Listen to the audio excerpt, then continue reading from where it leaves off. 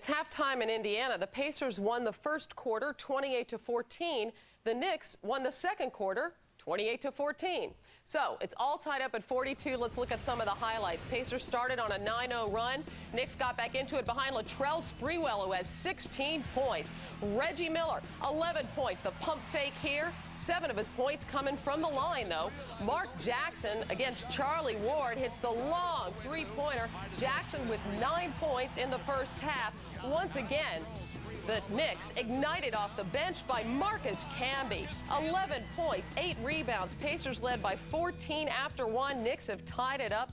Pacers center Rick Smits, 1 for 4, 2 points, and just 2 rebounds in 8 minutes of plays in early foul trouble, just like he was in Game 4, Peter. Well, the way I read his game plan, Hannah, is he's just determined to make himself into a non-factor like Patrick Ewing. And he's picking up dumb fouls. He's trying to do things that he's not capable of.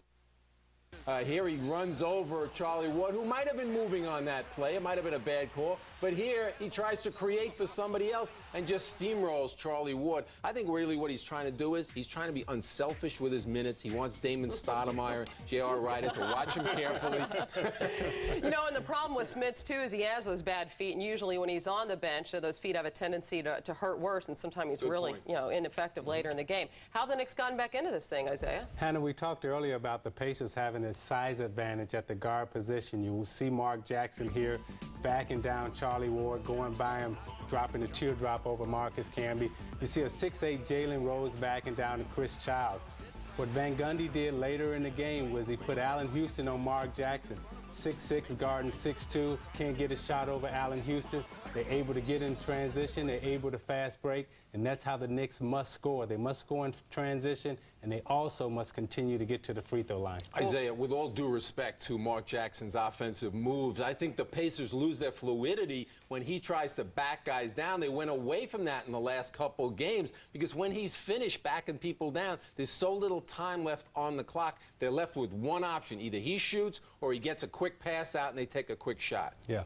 A lot of key players in foul trouble here. Just to recap, Camby, Houston, and Larry Johnson, each with 3 fouls for the Knicks. And for Indiana, Chris Mullin with 3. And Indiana's best defender, Derek McKee, has picked up 4 fouls in the first half. The series is tied at 2 games apiece. The pivotal Game 5 is tied at 42. We'll send you back to Market Square Arena for the second half after these messages from your local station. This has been the Prudential Halftime Report, brought to you by Prudential.